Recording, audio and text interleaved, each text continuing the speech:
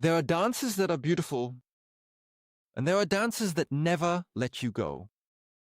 Not because the person was perfect, not because you really know each other, and sometimes not even because there was a real connection, but because in those 3 or 4 minutes, something was activated in your body that keeps going afterwards. You go home, you think about the dance, then about the person, then about the look, and then about that one moment when, for a brief instant, it felt like there was something more.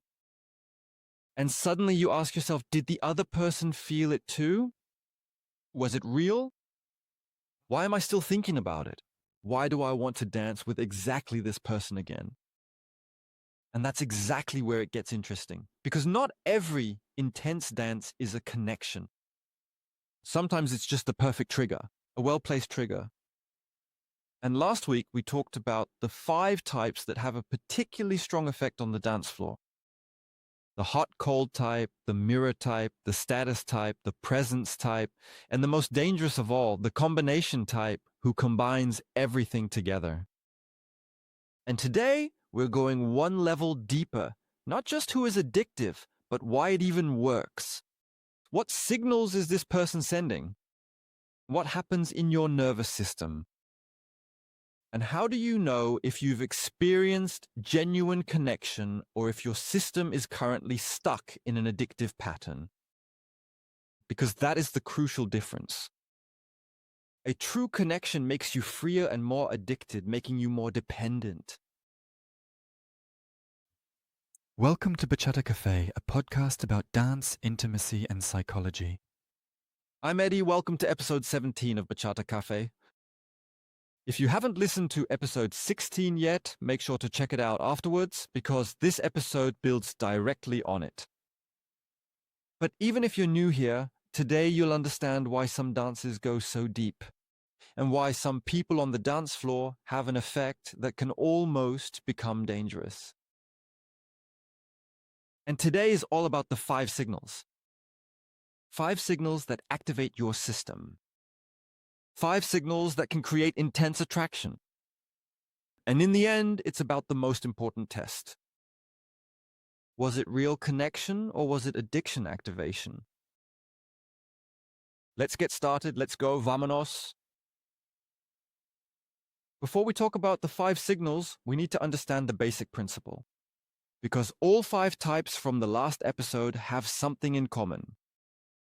They don't just have an effect through technique, not just through appearance, not just through musicality or Musikalität in German, and also not just through closeness. They have an effect because they activate a specific reward system on the dance floor. In psychology, this is referred to as the variable reward system. So, simply put, if a reward always comes in the same way, your brain gets used to it. But if it comes unpredictably, it becomes stronger. So it's not constant attention that becomes addictive, but the attention that comes only sometimes. And sometimes it doesn't.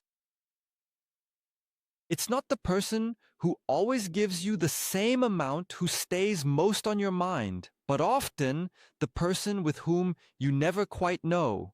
Will there be warmth again? Will there be distance again? Was that just now something special? Or does this person do that with everyone? But this principle alone is not enough, because not everything that is unpredictable is addictive. The weather is also unpredictable, and yet you don't fall in love with the weather report.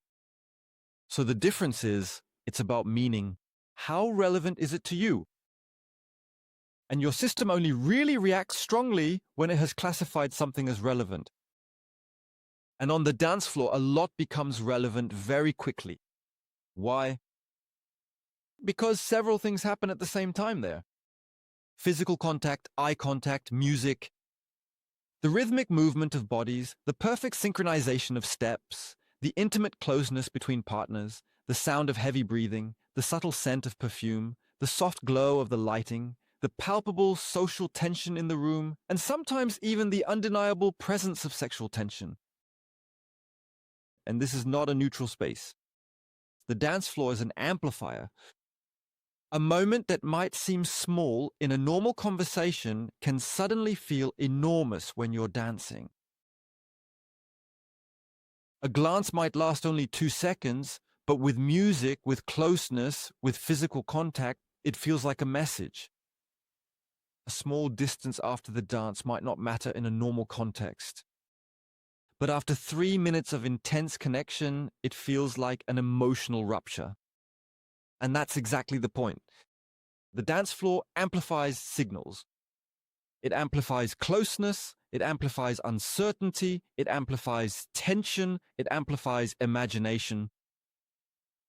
And into this amplifier, the 5 types send their signals. Some consciously, many unconsciously, but the effect is real. And today we're going to take a look at these 5 signals one by one. And with each signal, ask yourself not only, do I know someone like that? But also ask yourself, do I perhaps react especially strongly to this particular signal? Because sometimes the more interesting question isn't why someone has that effect, but why you in particular respond to it.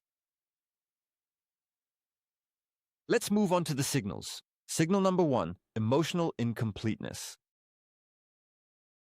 This initial signal is quite likely to be one of the most powerful ones we have seen. This is mainly the signal of the hot and cold type, and of course, the combination type. You dance with someone, and for that one song, it doesn't feel like a normal dance. There's eye contact, there's timing, there's physical contact that doesn't feel accidental. Maybe there's that one moment when you think, okay, this is different. And not because this person said something profound. Not even because objectively nothing has happened, but for a moment your body registers, I am seen, I am felt, there is a connection. And then the song ends. And now your system expects some kind of resolution. Maybe a smile, maybe a sentence, maybe a small moment that confirms, yes, that was special for you too, or for the other person. But instead, nothing happens at all. No real look, no follow-up, no warmth. The person is suddenly gone again. And that's exactly where your system gets stuck. And in psychology, this is known as the Zeigarnik effect. These are unfinished situations, and they often stick in your mind more strongly than completed ones. And why is that? Because your brain doesn't like open loops. And when something was emotionally intense but didn't get closure, then it stays active inside. Your mind then searches for an answer. Was that real? Was that just for show? Did the other person feel it too? Why were they so cold afterwards? Why were they so close to me and then suddenly so distant? And as long as these questions remain unanswered, the person stays in your mind. Not necessarily as love, but as an open loop. And that is the core of the hot and cold type. They don't become addictive because they are consistently good for you.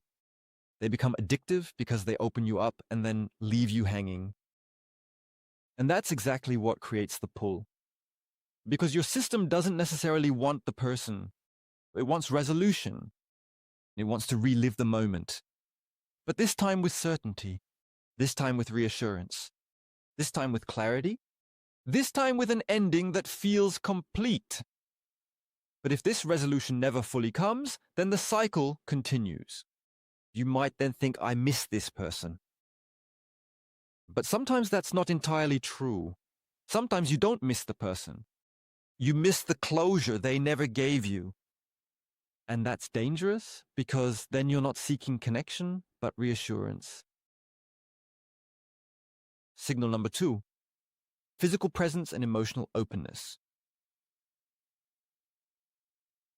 This is now primarily the signal of the presence type, and again also of the combination type. And here we need to make a clear distinction. I'm not talking about someone who just dances well. Good technique is something different from presence. Because technique means the person can lead, follow, spin, isolate, and also participate musically, dance along. And presence means the person is truly there in their body, in contact, in the moment, in the present. And you feel that immediately, not necessarily consciously, but physically. And some people have a body that appears alive. It's not tense, not limp, not hectic, not absent, just awake. Maybe also grounded, clear. Such a body then says without words, I am here, I hold myself, I perceive you, I don't need you to feel stable. But I am open to this moment with you. And that's exactly what has a strong effect, because your body reads these signals faster than your mind does. And you notice, how does this person hold their frame, their boundaries? Is the contact clear or vague? Is the closeness safe or intrusive? Is there control or invitation? Is there pressure or calm? And when someone is truly present, something special happens. You yourself become calmer. You control less. You breathe more deeply. You become softer. You allow more in. Not because you decided, now I will open up emotionally, but because a body registers safety. And safety is one of the strongest prerequisites for opening up. And that's why a present dance can have such a deep effect. Not because someone isn't manipulating, but because for a moment your system thinks, here I am allowed to let go. Here I don't have to fight. Here I don't have to perform. Here I can simply just be. And it is precisely through this that vulnerability arises, because when you have truly opened yourself in a dance, your system wants to know afterwards, was that safe? Was that real? Will it happen again? Or was I just open for 3 minutes? And after that, everything is gone. And that is the reason why presence can have such a lasting effect. But this is also where the boundary lies. True presence nourishes you. Performed presence, on the other hand, can become addictive. Because there are people who can portray closeness very well, or who can act it out, who can pretend. They look at you deeply. They hold you calmly. They give you the feeling that you are the only person in the room right now. But after the dance, you notice that maybe there was an effect, but no real responsibility for the contact. And that's why presence is not automatically healthy. And the question is, after the dance, is there a sense of calm left, or are you hungry? Because if you feel calmer, it was probably true presence. If you feel more dependent, maybe it was just perfectly staged within you. Signal number 3, social validation. This is above all the signal of the status type and, of course, of the combination type. And this signal often works before you've even danced with the person. You arrive at a party and there's this one person, and maybe they're not even dancing all that much, but you see that many people want to dance with them. Others are watching, and after a dance, people are smiling. And some are waiting for their chance. And the person seems to be in demand. And they also seem selective. They seem like they have options. And even before you've had any experience with them yourself, their value increases in your mind. That's social proof. Your brain doesn't just register what you experience yourself. It also registers what other people want. And if many people want something, your system is quicker to judge it as valuable. And from an evolutionary perspective, that makes sense, because if others want a resource, it could be important. If others find a person attractive, then maybe they really are attractive. If others give someone attention, they might have social value. But on the dance floor, this mechanism can be misleading, because what many interpret as objective quality is sometimes just visible status. And the person doesn't necessarily seem better because they actually dance better. They seem better because many others want them. And that changes your perception, because suddenly dancing with this person no longer feels like just a normal dance, but like an opportunity, like a small win. like a moment you got, even though many others wanted it too. And that's exactly what increases its significance. And that's the status effect. It's not just the dance itself that has an effect, but the social context surrounding the dance. So ask yourself honestly, do I really want to dance with this person because the connection, the chemistry is so good? Or do I want to dance with them because I saw how many others want to dance with them? And that's not a pleasant question, but it's an important one. Because sometimes we don't desire the person, we desire the tribe, the status we feel when this person chooses us. And that's a completely different mechanism. Because then it's no longer about dancing. It's about self-worth, about comparison, about that feeling. If this person chooses me, then I am more valuable too.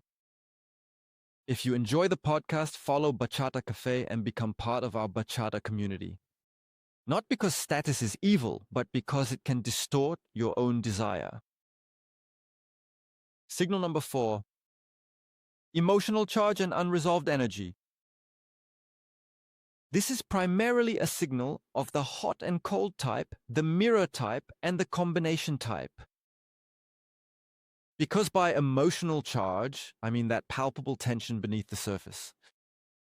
Some people don't just come across as friendly, It is as if there is so much more hidden beneath the surface, a complex story, a lingering pain, a deep and restless longing, a profound depth, and something that remains unspoken. You often can't quite put your finger on it, but you sense there's energy, that something isn't fully sorted out. And in dance, that very thing can be magnetic. Because dance is physical, and you don't just feel the technique of a person. You feel their tension, their breathing, their way of allowing closeness, their way of protecting themselves, their way of surrendering or not surrendering at all. And sometimes a moment or even a person feels so intense because they themselves are not calm inside. So, there is a lingering emotional charge, something left unfinished, something that hasn't been fully expressed yet. And your own internal biological system can naturally react to that in various ways.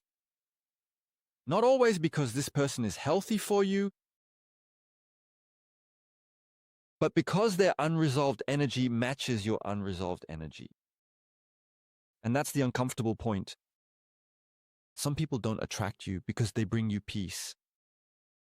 They attract you because they touch something inside you, something that itself has not yet found peace.